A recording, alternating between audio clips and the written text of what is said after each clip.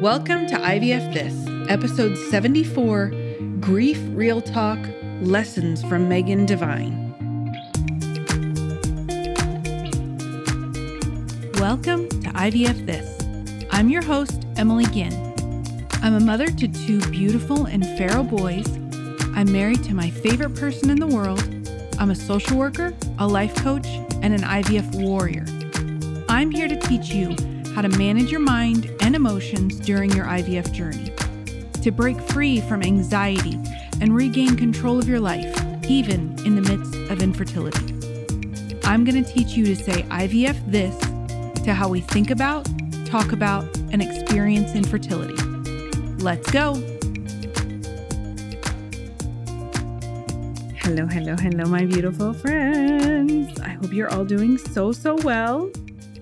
I'm doing well. We're slowly starting to come back out of the grief fog from the loss of my mother-in-law, as well as trying to get a handle on the 3 children thing. So today's going to be a little bit different. I usually, almost 99% of the time, create a fully fleshed out script for each episode. It helps me stay on topic. It helps me from kind of blabbering on and on and on, which I will try to keep to a minimum today. But that's not what I want today to be about. I have read and reread and listened to and reread the book by Megan Devine called It's Okay That You're Not Okay: Meeting Grief and Loss in a Culture That Does Not Understand. Now, when I tell you that this book is like a grief Bible to me of sorts, obviously, I'm using that word not in its literal sense, but it has that much importance in how I approach grief. This was the first time I had ever read anything that kind of reinforced my own beliefs about how grief and loss is perceived, how grief and loss is understood, and how grief and loss is treated. Now, this book has only been out for about 4 or 5 years. I think it was published in 2016 or 2017. It was one of the main drivers for me to get into IVF coaching because of how much the grief and loss experience of infertility is treated and dismissed. So this book really means a lot to me. I recommend it to just about every one of my clients, but I wanted to take today and read some really significant passages from this book. This is not a comprehensive analysis of the book. This is not like a book study sort of a situation. This is me reading really powerful passages that I return to time and time again. Now, some of these I'm going to be reviewing in length, right? I'm going to be reading maybe a full page, and that's okay because even if you can't purchase the book, you're not at a place where you want to purchase the book, maybe you're like me and have ADHD and sitting down to read is very, very difficult. Think of this as an opportunity to just like get a refresher on the fact that it's okay to be experiencing grief and loss. It's okay. Nothing about grief and loss feels good. Nothing about grief and loss is okay. And that's okay. That's what I love so much about this book and how it really has helped me to understand and explain why this grieving process during infertility can be so powerful. Now, this is not a universal experience, and that's what I want to make sure everyone understands. If there are passages in here that feel too heavy or don't feel like they apply to you, they may not, but they may apply to someone else. And I think that that's really important that we talk about both sides. Some of us have experienced loss, whether it's failed transfers, failed cycles, miscarriages, and we don't necessarily feel that deep abiding grief that other people have. That's the unique grieving experience, and nobody is doing it better or right or wronger or whatever, right? We're all just experiencing our grief. Now, what I do want to preface that Megan Devine did not write this book out of infertility, right? This is not an infertility specific book. In fact, I don't believe that she has children. The reason behind this book was she had actually witnessed the drowning death of her partner of many years. This was several years ago, I think 12 or 15 now, that we're this far out. And she was actually a clinical psychologist, I believe. I know she's a counselor of some sort. And she noticed as she was going through her own very personal grieving experience, the things that she had said to her clients previously, before she knew firsthand what it was like to grieve, were actually kind of egregiously wrong. And so much of the cliched platitudes that we receive on a daily basis. And so she really got deep into the culture, our culture, of how we perceive grief and loss. And that's where most of this book is centered. Now, she does have some techniques that she provides at the end. I'm not going to share those. I want you to be able to read those because there are some exercises at the end.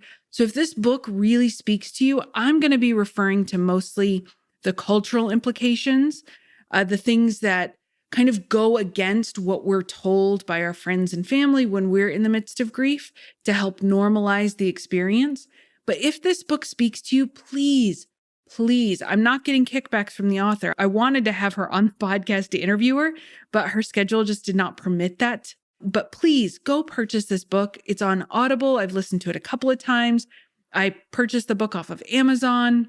It really is and can be that impactful for you during this process.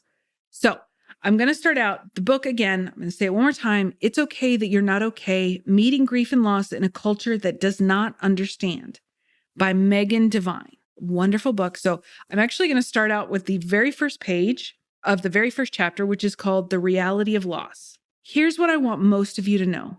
This really is as bad as you think. No matter what anyone else says, this sucks.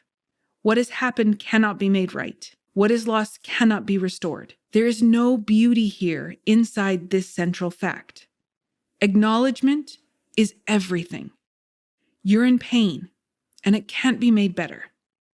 The reality of grief is far different from what others see from the outside. There is pain in this world that you can't be cheered out of. You don't need solutions. You don't need to move on from your grief. You need someone to see your grief, to acknowledge it. You need someone to hold your hand while you stand there in blinking horror, staring at the hole that was your life.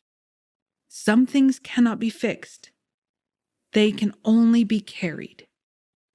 I have actually posted a screenshot of this passage on my Instagram because this is what we're talking about. And this is the way that I approach grief and loss. It is something that can be carried. It needs to be carried. The only way to get through it is to carry it. And that term, that phrase, get through it, is such a misnomer because that implies that there's an end to the grieving process. And there's not. It changes, it ebbs, it flows, but we carry it with us always. And I covered that particular thing in one of my first few episodes. It's called The Myths of Grief, where we talk about how there's this cultural perception of an endpoint to grief. And Miss Devine, or Dr. Devine, I think it's Dr. Devine, covers that in this book as well. So that's one of the most important things that we want to talk about. We don't need to be cheered out of grief. I'm so reminded, and I know I've talked about this movie on the podcast before, but the movie Inside Out, I was just watching it the other day, and it's such a beautiful reminder that sadness and grief is necessary. If you've seen it, then you know that there's this beautiful scene where Bing Bong, there's a character named Bing Bong, and he loses something and he starts crying. He gets very sad. And Joy, one of the other characters, is trying to cheer him up so that they can keep going. They were trying to get back to headquarters. That was the kind of the premise of the movie, the journey of some of the characters. And she was trying very hard. She was like tickling him and trying to be bouncy and cheerful. And he just was not responding until one of the other characters, Sadness, sat next to him and acknowledged him, acknowledged his sadness, and really saw that moment for what it was. And that was such a beautiful exchange. And it was not until then, it was not until that moment where Sadness acknowledged him that he got up and they were able to move forward. And so that's the crux of how I approach grief and loss. And that's the crux of how Dr. Devine also approaches grief and loss. Okay, so let's move on to the next section. So this section talks a little bit about how our loved ones perceive us, right? So here's this section. It's incredibly hard to watch someone you love in pain. Those who love you will tell you you're strong enough to get through this. You'll feel better someday. It won't always be this bad. They encourage you to look to your much brighter future at a time when you aren't in so much pain. People offer suggestions for how to get out of your grief faster.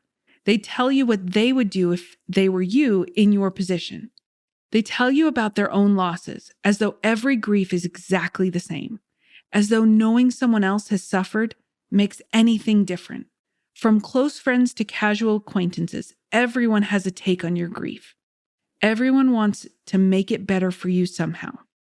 And I think as I read that passage, I think that that's a really important takeaway when we talk about how our friends and family and people that we care about treat our grief.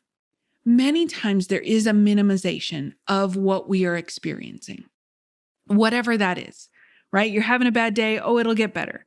You're experiencing grief and loss. There's a purpose to this, right? I'm not necessarily there's a reason for everything type of person.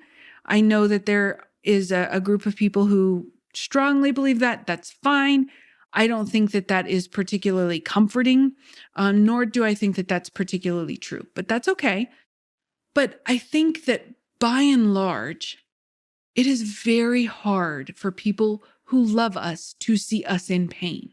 To sit with someone you love who is in pain is excruciating itself, right? As I think back to when we were kind of in the depths of our infertility journey, and my mother, who is an incredibly talented clinical social worker, she has done counseling for my entire life, pretty much.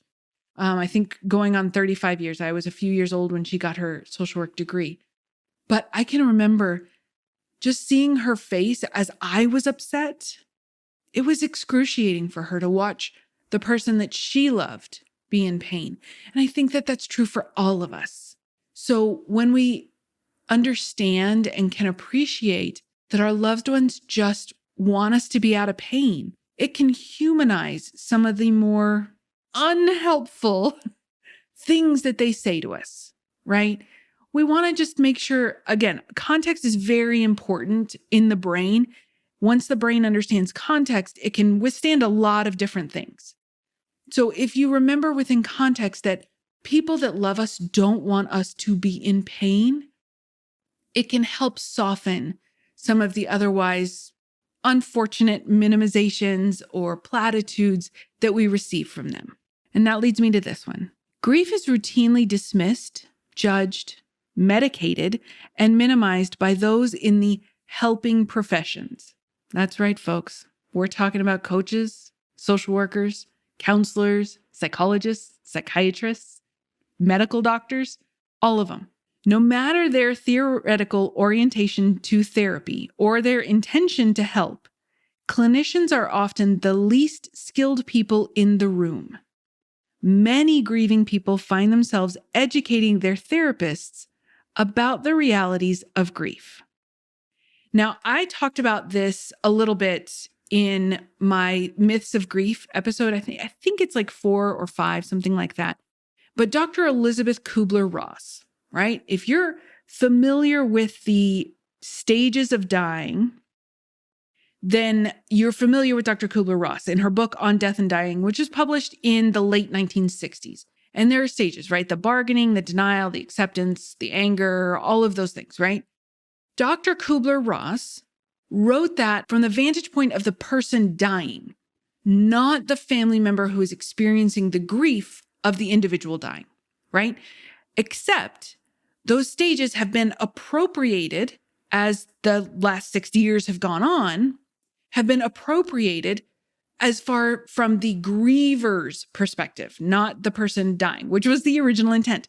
In fact, it got so misconstrued and misaligned from what Dr. Ross's original intent was that when she herself was dying, talked about that being her greatest mistake. Number one, that she allowed that appropriation to occur, which I don't think that that was entirely her fault. It kind of caught fire, much like many things in our cultural lexicon do, but also that she created the staging as if there was a rote method for grief, which, if anyone who has ever experienced grief and loss, that's not the case. There's no one way to do it. In fact, there's no one way to do it inside an hour, inside a day, let alone your entire grieving experience.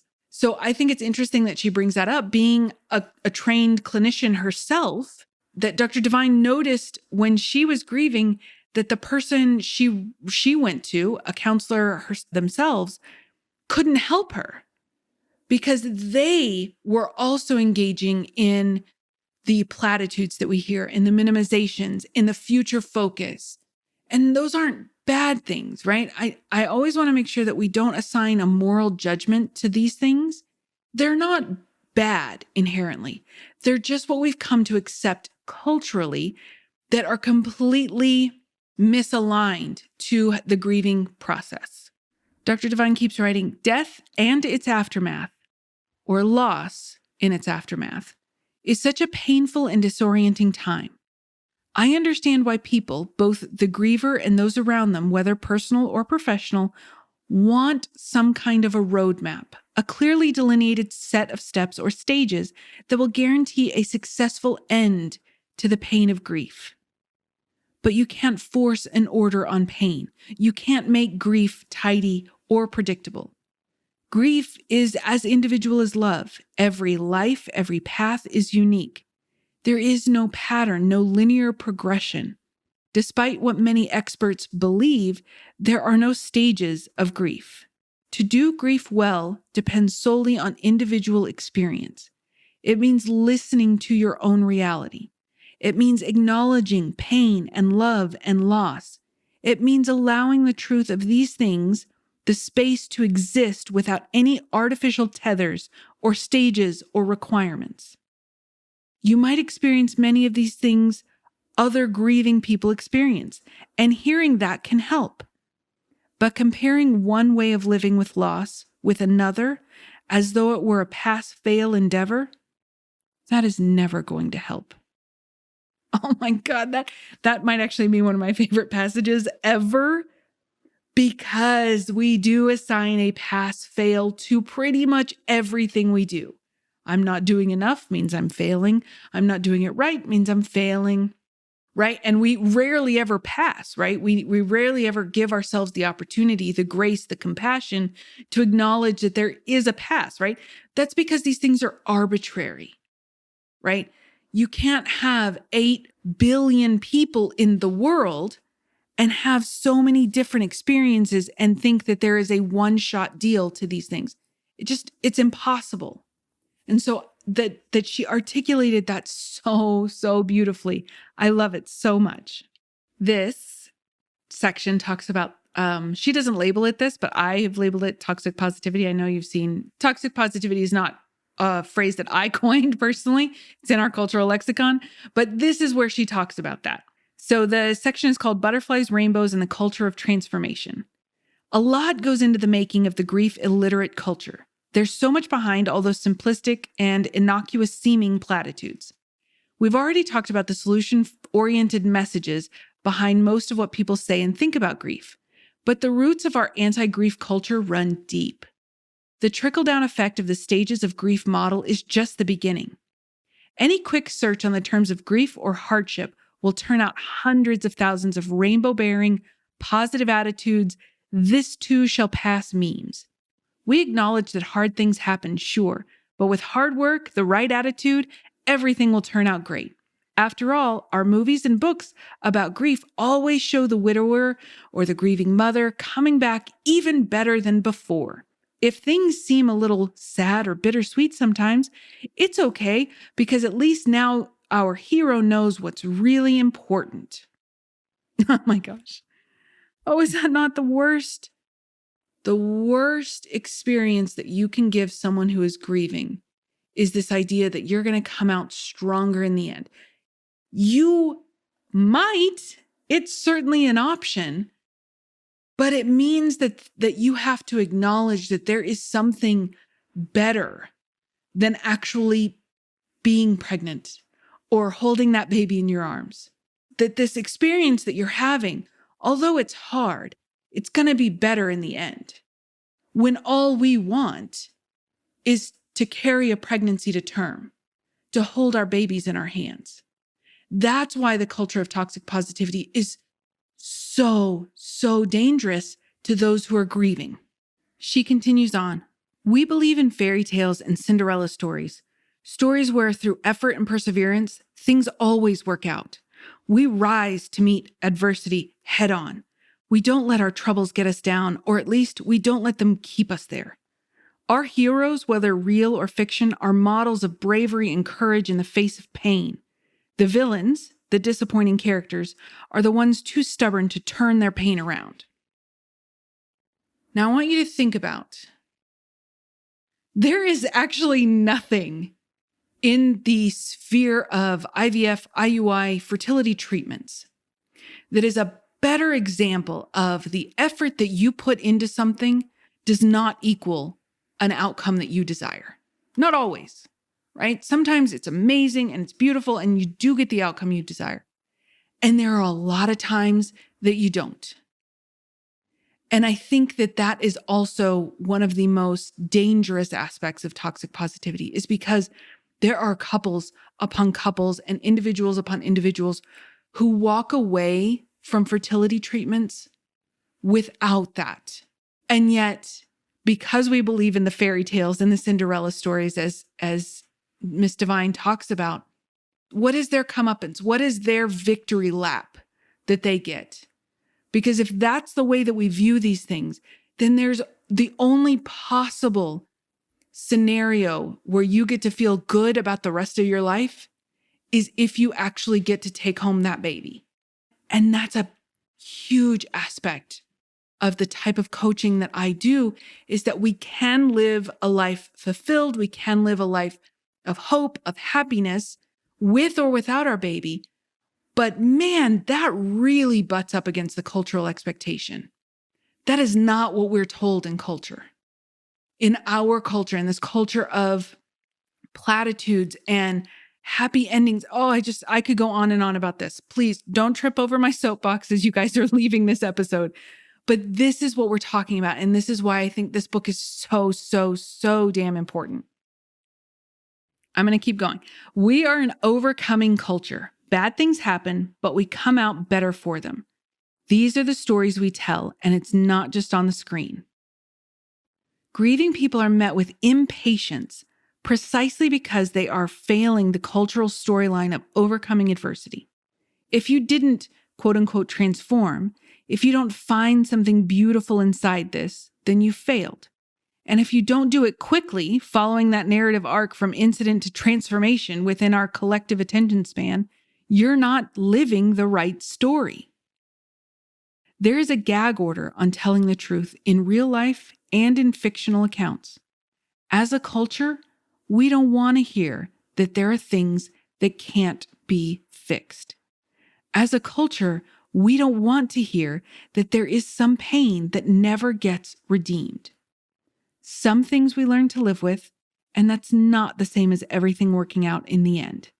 No matter how many rainbows and butterflies you stick into the narrative, some stories just don't work out. Oh my gosh, is that not the most apt, poetic, and heartbreaking reality of the journey that all of us are on? That potential outcome could be there. Okay, we're going to do one last section because honestly, I could read this entire thing to you. And since the author didn't pay me nor Audible, I don't think I'm going to do that. But I'm going to leave you with one more section. The hero's tale.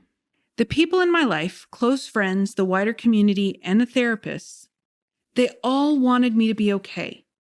They needed me to be okay because pain like mine, like yours, is incredibly hard to witness. Our stories are very hard to hear. It's not their fault, not really. They didn't know how to listen. But this is what happens when you only tell stories of how pain can be redeemed. We're left with no stories that tell us how to live in it. We have no stories of how to bear witness. We don't talk about pain that can't be fixed. We're not allowed to talk about pain that can't be fixed. And I kind of wanted to close on that one because that's why I think that telling our stories is so important. Because even if you're on the other side of it, like me, if you're in the thick of it, maybe like you, or if you're at the starting point of it, all of these periods of time, they have their own place in this overall story. They have their own experiences that you're learning. They have their own form of communication to yourself and to the wider world. They have their own impacts on your relationship. Everything looks different. And I think the more that we are willing to bear witness to the pain of others without the platitudes, without the minimization, without the invalidation, the better off our community is as a whole. That's why we celebrate when celebrities or known figures talk about infertility, talk about IVF. Now, some of them don't do it in the best way. You know, there are the Lena Dunhams of the world who kind of cast a more negative shadow. But what we need to remember, even in those moments, that might not make the overall infertility community or infertility experience sound that great, or might not be the most realistic or even the most accurate. I'm looking at you, Kardashian, but it's still important to share because that was Lena Dunham's experience. That was Kourtney Kardashian's experience, right? So even if the experience that celebrities or known individuals are talking about, they're saying it doesn't make it wrong or perfect, right? Most of the time our communication is imperfect, but we still want people to talk about it because, and I can tell you this, we're now at almost 57,000 downloads for this podcast, which is enormous. It's massive. It's so much larger reach than I could have ever expected. That's because I've had people tell me their stories. That's because I tell my stories. That's because I can see a world that looks different for our community, a world where we can learn throughout this entire process how we can manage our emotions, love ourselves through this. If you don't love yourself before this or after this, then loving yourself even after you get what you want, and certainly if you don't, is going to be nearly impossible. And that's why compassion, compassion, compassion. I don't think I've said those three words in that succession in a while. That's the name of the game. That's what we're talking about. Compassion, loving yourself, accepting yourself, normalizing your experience, normalizing the thoughts that come into your head, normalizing everything. You're not crazy. There's nothing wrong with you. You're a beautiful, whole individual who is experiencing something incredibly traumatic and incredibly difficult. And there is grief and loss in that. So I always want you guys to know that I am holding you very closely.